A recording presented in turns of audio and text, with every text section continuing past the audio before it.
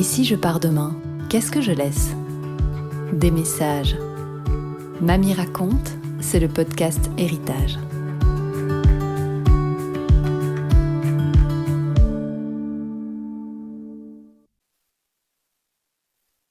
Tiens, dis-moi, qui sont tes amis ? Oh, chère petite fille, cher petit-fils, cher toi, j'aimerais tellement savoir à quel âge tu m'écoutes et qui fait partie de ton cercle proche. Aujourd'hui, dernier week-end de septembre, je dois me concentrer pour répondre à la demande de Maëva, une de ses super copines, Romane. Romane et Maëva, c'est un peu une sorte d'observatoire pour moi qui aime étudier les différences générationnelles. Il y a définitivement des choses que je comprends pas dans leur pratique. Les vocaux, par exemple. De mon temps, à leur âge, si j'avais quelque chose à dire, j'appelais mon ami. On n'avait pas d'autre choix. Avec l'avènement des GSM et des réseaux sociaux, c'est vrai, on est passé au SMS, au texto. Et puis plus tard, les messages WhatsApp. Mais ça, c'est pour délivrer un message court, quelque chose qui ne nécessite pas une réponse immédiate. Aujourd'hui, non, ça fonctionne plus du tout comme ça. Romane et Maëva, comme tous les jeunes, elles s'envoient des vocaux. Si je pose la question « Attends, mais t'en es à ton 15e vocal, est-ce que tu ne l'appellerais pas ?» On me répond « Oh bah non, je veux pas la déranger. » Ah, parce que devoir écouter 15 vocaux, c'est plus facile ? Je ne comprends pas. Mais il y a pire. Le message vidéo. Alors pour celui-là, je l'avoue humblement, je suis complètement larguée. On a fait de beaux enfants, mais voilà qu'ils se filment affublés d'une barbe, des petits points bleus sur le visage ou des lunettes de star. Si je demande « Mais pourquoi vous faites ça ?» On me répond « Ah non, mais attends, sans la barbe c'est mort, hein, je suis trop moche. » Non, vraiment, je comprends pas. Et j'ai vraiment hâte de savoir ce que tu feras toi avec ta génération. Et puis ce que tu penseras de tes parents avec des cornes de licorne, des cœurs dans les yeux, ou des oreilles, un museau et une langue de chien qui sort de la bouche. Bon, à côté de ça, notre Romane, c'est une grande fan de podcasts. Elle en écoute tout le temps. Elle en a même besoin, dit-elle, pour pouvoir s'endormir. Alors attention, hein, mademoiselle étant grande consommatrice, elle est aussi devenue exigeante. Par exemple, elle aime quand il y a une musique au début, un slogan, quand ça dure pas trop longtemps, mais que c'est pas trop court non plus. Il y a quelques semaines, Romane et Maëva m'ont appelé pendant les cours. J'ai d'abord été surprise. Un appel, un vrai, avec le téléphone. Elle chuchotait. On peut pas parler fort parce que on est en classe, mais on a eu une super idée. En fait, on a un test d'endurance en gym dans 2 semaines et ce serait vraiment génial de pouvoir écouter un Mamie raconte en même temps. Tu peux nous faire un épisode de 40 minutes ? Oh, s'il te plaît. Dans cette histoire, pour moi, rien ne va. D'abord, j'ai du mal à concevoir le fait de passer un coup de fil quand on est en classe. Dans ma carte du monde de maman, prof en plus, pendant les cours on écoute, on prend des notes, on pose des questions. Mais bon. J'ai déjà entendu plusieurs fois que la carte du monde d'une mamie n'est pas celle d'une maman. Ce qui était interdit peut tout à coup être validé, alors bon, admettons. Soit. Passons. Mais il reste quand même un autre souci. Mamie raconte, oui. Mais Mamie raconte surtout ce qu'elle veut. C'est pas sur commande. Il n'y a pas de direction artistique. C'est d'ailleurs ce que j'ai dit hier à ce voisin qui me questionnait sur mon projet. Il voulait savoir comment je procède, ce qui m'anime, quel est mon calendrier. J'ai répondu que je ne planifie rien. Je me laisse porter par mes idées et je m'amuse à bricoler dans mon bureau avec mon joli micro. En fait, ça me permet de me détendre. Je l'ai déjà dit, j'adore les bricolages. Ça me permet aussi de me poser, prendre de la distance, réfléchir à un sujet, ce que je veux en garder. Et puis, quelque part, je me sens connectée à toi. Et ça me rend heureuse. Je dis souvent, peu importe qu'on aime ou qu'on n'aime pas ce podcast aujourd'hui, puisque mon public cible n'est pas encore né. J'espère tellement avoir l'occasion d'en parler avec toi un jour. Bon, mais revenons aux 2 barbus, là, Maëva et Romane. Le test de gym a lieu demain et bien sûr, mon cerveau est vide. Oh, il faut pas en chercher la raison longtemps. Le Félix qui chauffe à plus de 38 depuis 3 jours, Lucie qui a pris le relais hier soir, mon propre corps frigorifié, cette gorge qui me fait mal. Oh, c'est sûr, les virus sont dans la maison. Maëva est sortie chercher de l'air frais avec Louise et Vincent, quand tout à coup arrive cette question, par WhatsApp. « Maman, est-ce que t'as pu enregistrer le podcast pour notre test d'endurance de demain ?» Mais ça perlipopette. Oui, enfin, c'est pas vraiment le mot que j'ai utilisé, mais quand je publie sur YouTube, je dois cocher qu'il n'y a pas de gros mots dans le contenu, alors maintenant je fais attention. Non, je n'ai pas enregistré, non, je n'ai pas d'idée, ma machine à bricoler est en panne. On en a d'ailleurs ri hier soir avec le voisin.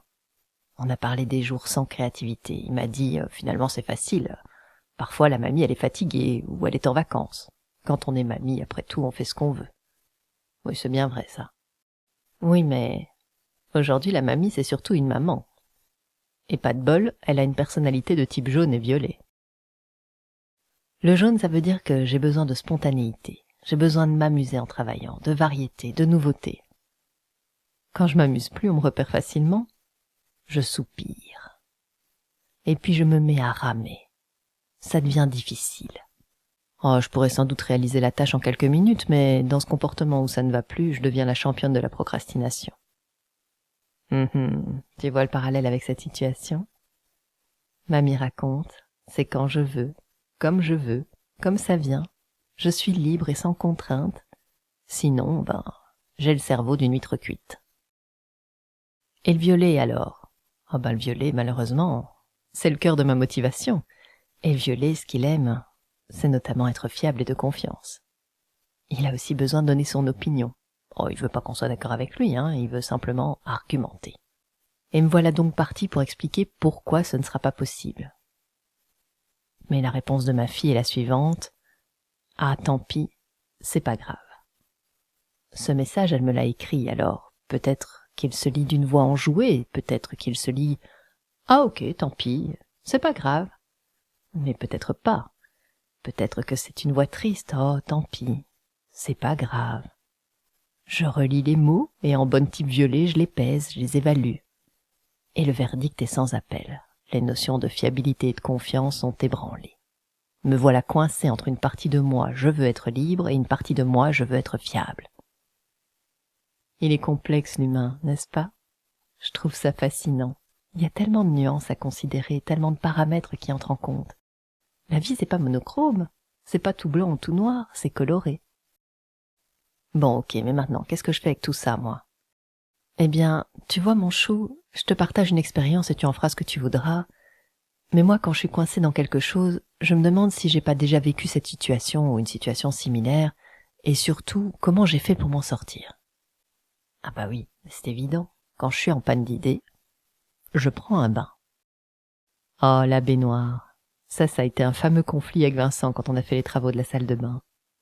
Je pense que dans la vie, il y a une team douche et il y a une team bain. Vincent fait partie de la team douche. Et moi, je fais définitivement partie de la team bain. Traduction. Vincent ne voyait absolument pas l'utilité d'une baignoire chez nous, tandis que moi, j'avais repéré une grande baignoire d'angle. Oh, c'est nul de tremper dans son jus, et puis ça coûte cher, l'eau, c'est du gaspillage, et puis ça prend du temps, et cette baignoire, elle prend de la place. Ça, c'est l'argumentation classique de la team douche. Oui, mais 4 enfants, moi je les vois bien entassés tous les 4 dans cette baignoire, ils ne risqueront pas de tomber, et ils partagent l'eau, et puis ils s'amusent, c'est plus qu'un bain, c'est une expérience. Est-ce que je t'ai parlé de la fois où mon frère, ma sœur et moi, on a construit un château avec de la mousse et des entonnoirs? Argumentation d'un membre de la team bain. Et de type violet en plus, s'il vous plaît. Oh, prendre un bain, moi j'adore. Je patauge dans cette eau et je ris en repensant à cette collègue du bloc opératoire qui m'avait demandé d'où venait l'idée des Welcome Packs, ce projet que j'avais mis en place pour accueillir les nouveaux engagés dans mon équipe. Elle semblait trouver que c'était une bonne idée, elle voulait savoir d'où ça m'était venu. Et j'ai répondu, je sais pas, un bain, une idée. Elle m'avait alors dit, ah, et on peut venir dans ton bain? C'est rigolo. Mais bon, tout ça nous éloigne du projet des 2 copines aux oreilles de gnou. Ça, c'est mon filtre préféré, je l'avoue. Pourtant, ça devrait m'inspirer, ce test d'endurance. Sacré Jean-François. Ode à toi, Jean-François. Jean-François, c'était l'un de mes profs de gym en secondaire. Oh, le pauvre. Il en pouvait plus de ma bande de copines et moi. Bon, ok, 30 ans plus tard, je peux admettre qu'on ne foutait pas grand-chose à son cours. Et le pire du pire, c'était le test d'endurance. 3 tours du bois en moins de 15 minutes. Coup de sifflet, c'est parti. En un mot, l'enfer. Les gazelles, dont Mike et Anya par exemple, détalaient, et ça nous frustrait même pas de les voir nous rattraper, nous doubler avant la fin du temps imparti. Nous, on marchait, on papotait, on cueillait des fleurs. Et puis, il y a eu ce jour où on a eu une vraie fausse bonne idée. On a décidé de couper à travers la prairie. Je ne sais pas à quel moment monsieur Jean-François a perdu patience. Quand on essayait de se cacher derrière deux malheureuses fleurs, ou quand on a eu peur qu'une vache nous court après et qu'on s'est mis à hurler. Oh, pour le coup, on lui a bien montré nos compétences d'endurance ce jour-là. Mais visiblement, ça lui a pas plu. La semaine suivante, il nous a dit « Vous là, je cours derrière vous, hors de question de vous arrêter. » Oh, j'ai failli vomir d'épuisement. On pleurait. « Oh, s'il vous plaît, j'ai un point de côté, j'en peux plus, s'il vous plaît, est-ce que je peux m'arrêter ?» Et lui, il nous disait « Avancez, on court, on s'arrête pas, on continue !»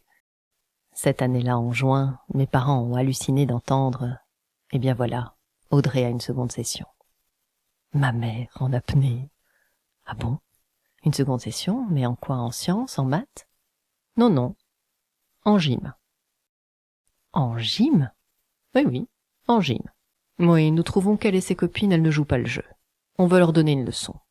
Alors, ce qu'elles vont devoir faire, c'est un travail écrit sur le badminton féminin de la naissance de ce sport à nos jours, et elles devront arbitrer un match en montant les filets elles-mêmes avant de pouvoir rentrer en réto. » « Attends, mais Jean-François, tu rigoles ou quoi ?»« Ah oui, il rigole, oui. Un peu quand même. Mais c'est un petit sourire narquois. » « Alors, je t'explique. Il faut bien se rendre compte qu'à cette époque-là, il n'y avait pas Internet. Alors pour faire ce travail, on a dû courir à la bibliothèque d'Erzo, puis celle de Moucron, pour trouver des livres. Finalement, en septembre, on est arrivé avec notre travail, et on l'a arbitré, ce fichu match, dans le nouveau hall de sport. À la fin, monsieur le prof de gym est venu vers nous et il nous a dit « Que ce soit bien clair, les filles, si vous ne vous bougez pas, vous ne réussirez pas vos secondaires en juin. S'il faut vous remettre un travail de vacances en gym, je le ferai. » Bon, pas la suite, tu la connais. C'est la réto, et ma réto, c'est l'année des grèves. Donc l'examen de gym, il a tout simplement été annulé. Chais, comme diraient les jeunes d'aujourd'hui. Oh, mais quelque part c'est dommage parce que monsieur Jean-François, il avait trouvé une bonne idée pour nous aider.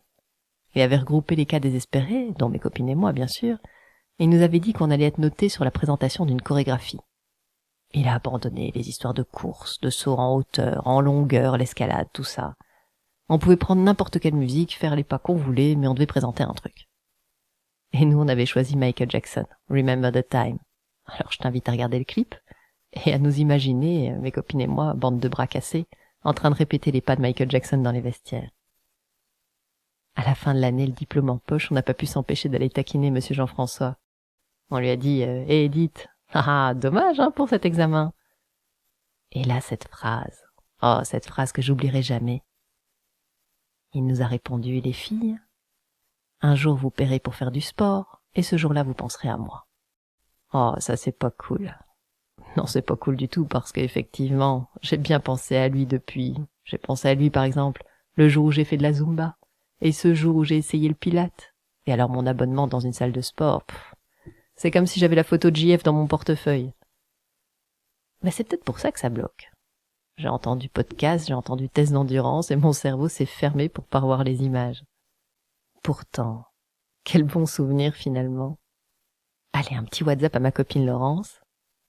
Oh, Laurence qui se faisait dispenser des 3 tours du bois sous prétexte qu'elle était asthmatique. Aujourd'hui, elle se marre en y repensant, tu parles. Elle court les 20 km de Bruxelles. Elle me rappelle aussi qu'elle a pas oublié nos performances au saut en longueur. Ce petit pas dans le bac à sable plutôt qu'un vrai saut. Oh, il était pas content, notre Jean-François. Je pense que dans le top 3 des meilleurs souvenirs, on peut aussi parler de la piscine. C'est bien simple, j'y suis jamais allée. On oubliait notre sac, on loupait le bus, ou on prétextait qu'on était réglé. Un jour, monsieur Jean-François m'a dit « Tu te fiches de moi, tu l'étais déjà il y a 15 jours. » Tu sais ce que j'ai répondu ? Je lui ai dit « Bah oui, et quoi, vous pensez que c'est facile à vivre pour nous ?»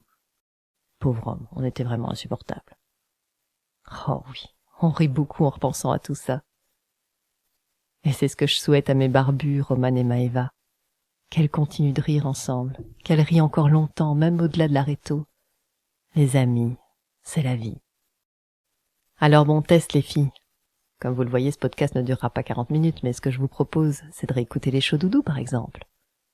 Et pourquoi pas terminer la course en allant voir votre prof de gym pour la remercier de vous aider à prendre soin de votre santé. Ça, j'en suis sûre. Pour elle, ce sera un sacré show doudou.